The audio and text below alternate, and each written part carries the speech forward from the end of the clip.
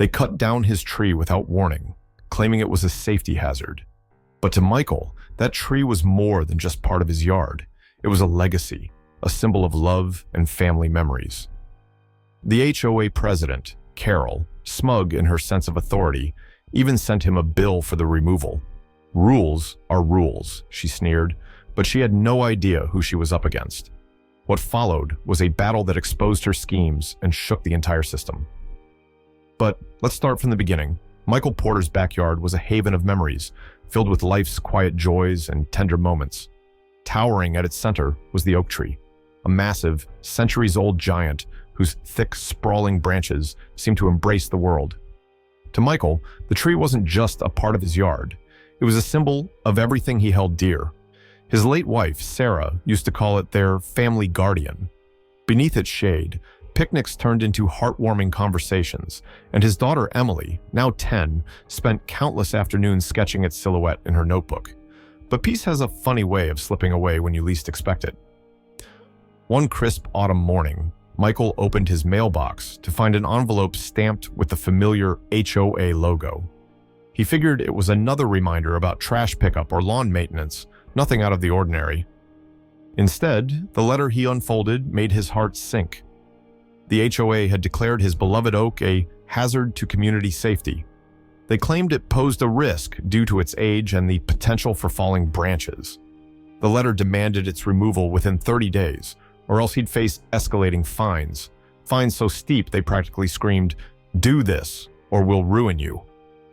Michael stared at the paper, his mind racing. The tree wasn't a hazard. It was sturdy, alive, and vibrant, cared for meticulously over the years. He stepped into his backyard, clutching the letter like it was a bad joke. Looking up at the oak, he ran his fingers along its bark, feeling its rough texture and steady strength. "Hazard?" he muttered under his breath, shaking his head.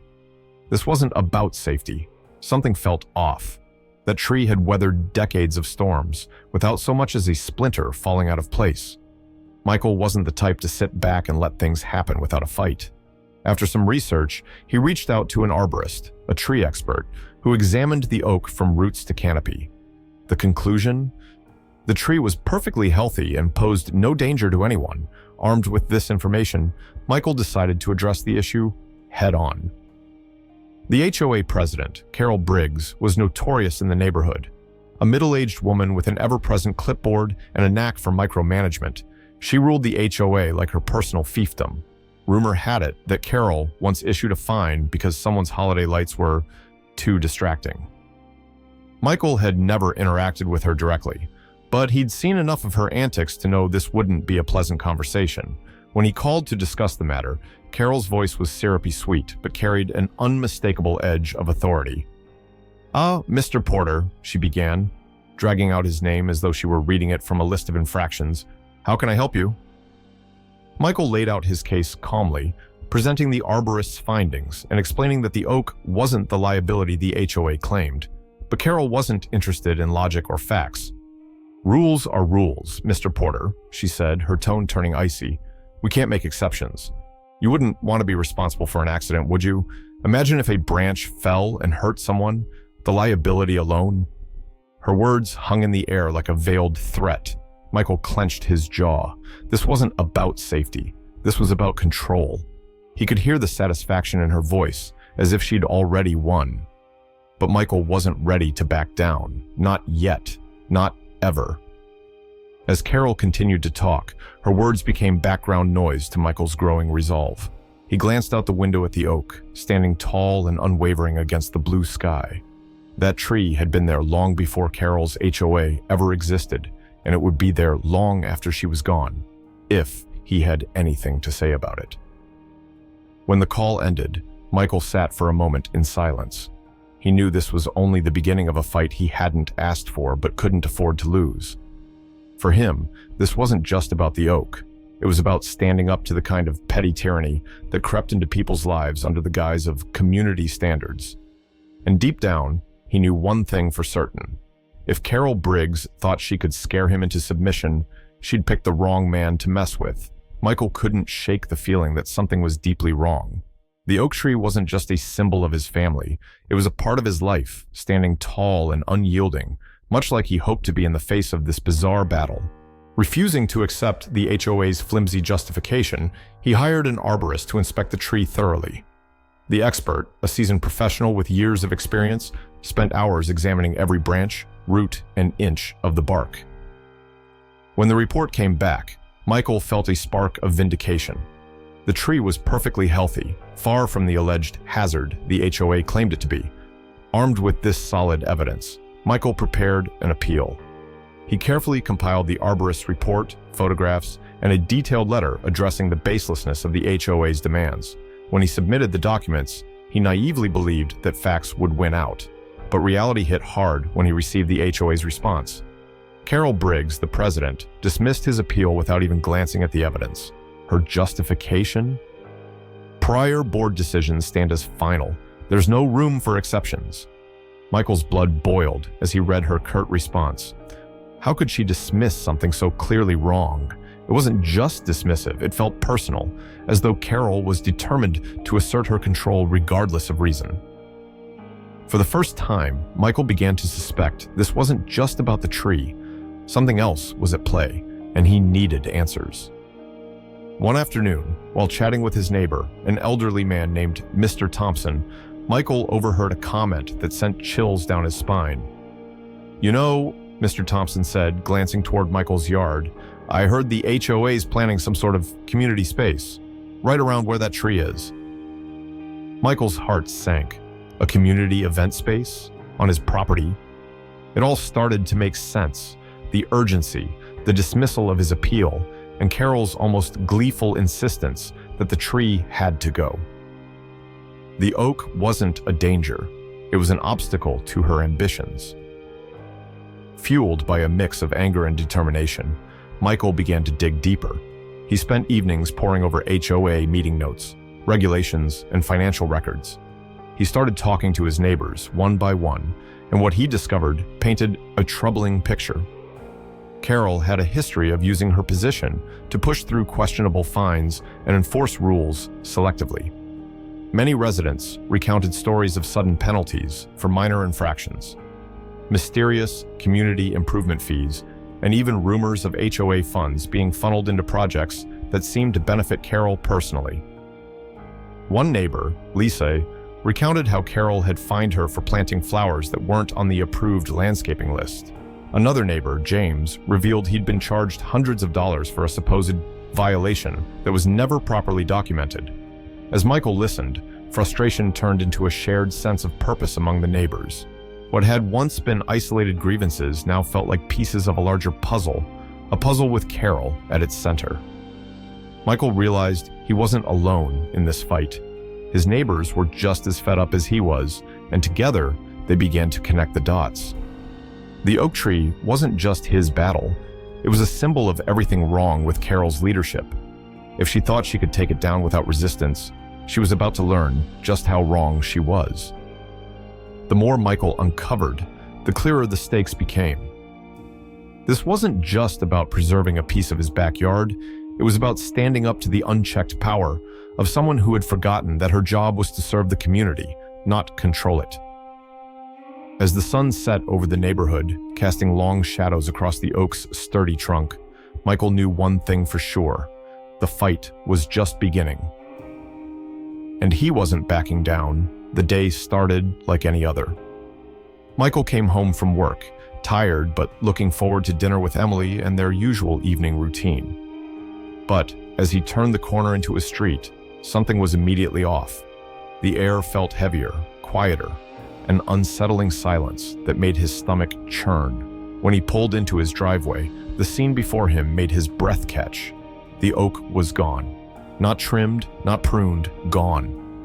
The patch of earth where it had stood for decades was bare, the ground scraped raw like a wound. A pile of wood chips and debris lay off to the side, and deep tire marks carved into the grass told the story of heavy machinery. The sight was surreal, like a piece of his life had been stolen while he wasn't looking. Michael's hands clenched into fists. How could this have happened? He stormed inside and checked his mailbox, finding a folded notice from the HOA. "Emergency order for tree removal," it read. The words blurred as his anger surged. There was no emergency, no storm, no sudden danger. This wasn't an act of caution. It was a calculated move.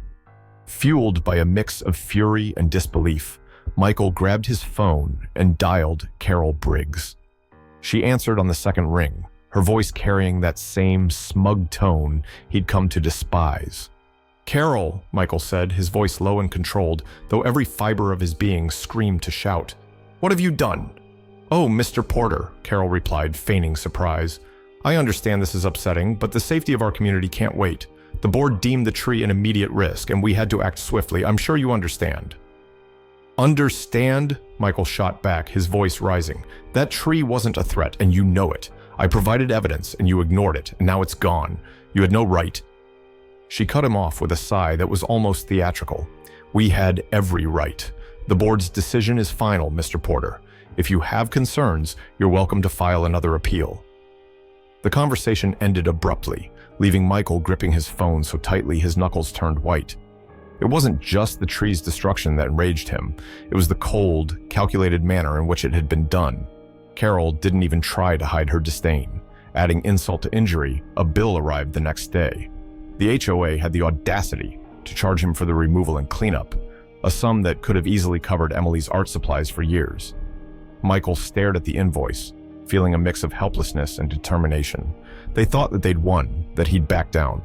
But Michael wasn't about to give them that satisfaction. Instead of letting despair consume him, he got to work. He reached out to his lawyer, gathering every shred of evidence he could find. The arborist's report, photographs of the tree, Carol's dismissive responses. It was all meticulously documented. Word of the oak's removal spread quickly through the neighborhood. Neighbors who had once been hesitant to speak out began coming forward with their own stories. One family had been fined for installing a small swing set in their backyard. Another was billed for repainting their house, even though the color matched the HOA's approved palette. Each story painted a clearer picture. This wasn't about community standards, it was about control. Michael took the fight one step further by reaching out to the local press. A small-town reporter, intrigued by the growing list of grievances against the HOA, agreed to cover the story. The article described Carol's misuse of funds, her selective enforcement of rules, and the shady circumstances surrounding the tree's removal. Within days, the story went viral, sparking outrage not just within the neighborhood, but across the town. The oak was gone, but its absence had become a rallying cry. Michael wasn't just fighting for his property anymore. He was fighting for everyone who had ever been silenced or bullied by those in power. And as the momentum grew, so did his resolve. This wasn't over, not by a long shot. The courtroom was buzzing with quiet anticipation, a palpable tension hanging in the air like a storm about to break. Michael sat at the plaintiff's table, his lawyer beside him, a stack of meticulously prepared documents at hand. Across the room, Carol Briggs sat rigidly, her expression a mask of confidence that seemed just a little too forced. She clutched the folder tightly, her knuckles white, as though her grip alone could keep the truth contained. As the judge entered, the murmurs silenced, and the proceedings began. Carol, in her usual fashion, wasted no time painting herself as the protector of the neighborhood. "Your Honor," she began, her voice dripping with faux concern, "our actions were entirely justified. The tree posed an immediate risk to community safety, and as president of the HOA, it was my responsibility to act swiftly." Michael's lawyer, a sharp and composed woman named Angela, rose to her feet. "Your Honor, we have evidence to prove otherwise," she said, her tone calm but firm. She handed the judge a copy of the arborist's report, along with photographs of the tree taken before its removal. "This report confirms the tree was healthy and posed no danger. The removal was not only unnecessary, but unauthorized." Carol's mask slipped for a fraction of a second, a flicker of uncertainty flashing across her face. But she quickly recovered, pulling out what she claimed were official documents from the HOA board, supposedly justifying the emergency order. Angela didn't miss a beat. "May I see those documents?" she asked. As the papers exchanged hands, Angela scrutinized them carefully before turning to the judge. "Your Honor, these documents appear to have been created after the fact. The timestamps don't align with the timeline of events, and there's no record of these decisions in the HOA's official meeting minutes. The judge raised an eyebrow, his gaze shifting to Carol. Miss Briggs, do you have an explanation for this discrepancy? Carol's confident facade began to crack. I'm sure it's just a clerical error, she stammered, but her words lacked conviction. Angela wasn't done. She called several neighbors as witnesses, each one detailing their own experiences with Carol's selective enforcement of HOA rules and the dubious fines she imposed. One neighbor even testified about overhearing Carol's plans for a community event space on Michael's property, a revelation that made the courtroom erupt into shocked murmurs. Carol's lawyer attempted to object, but the damage was done. Piece by piece, Angela dismantled Carol's arguments, exposing not just the illegitimacy of the tree removal, but also a pattern of misuse of HOA funds. By the time Angela finished her cross-examination, Carol's earlier confidence had evaporated entirely. The judge leaned forward, his expression stern. Based on the evidence presented, it is clear that the HOA's actions were not only unjustified, but illegal. The removal of Mr. Porter's tree was a violation of his property rights, and the subsequent attempt to charge him for the costs is reprehensible. Michael exhaled deeply, a weight lifting from his chest. Finally, someone was holding Carol accountable. The judge's ruling was decisive. Carol was ordered to personally compensate Michael for the loss of the tree, including the cost of planting a replacement and the emotional distress caused by its removal.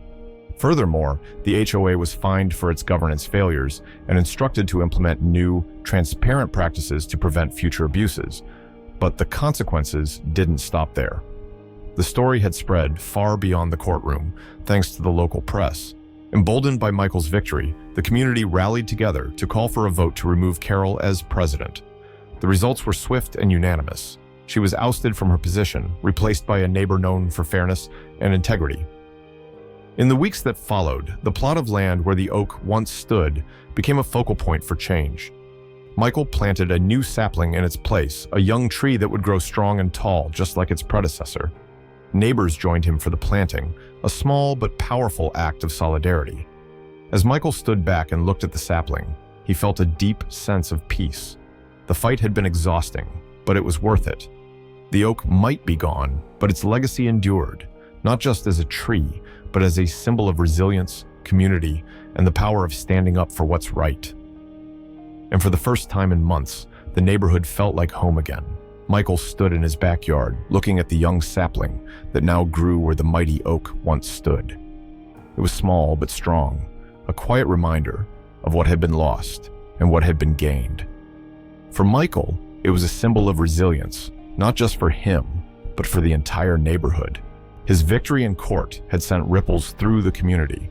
At first, neighbors stopped by to congratulate him or share their frustrations about the HOA, but soon, those conversations grew into action. Inspired by Michael's stand, residents began organizing, determined to challenge the rules and reclaim their voice.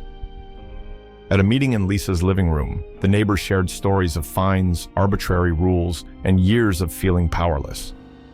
Michael, though still recovering from the battle, joined them. "This isn't just about one tree," he told the group. "It's about making sure no one else has to go through this again." The story spread far beyond the neighborhood. Local journalists highlighted the abuse of power, drawing attention from lawmakers who proposed regulations to limit HOA authority. Stricter rules for transparency, fairer dispute resolution, and caps on fines were introduced, directly inspired by Michael's fight. Meanwhile, the sapling became a quiet hero in its own right.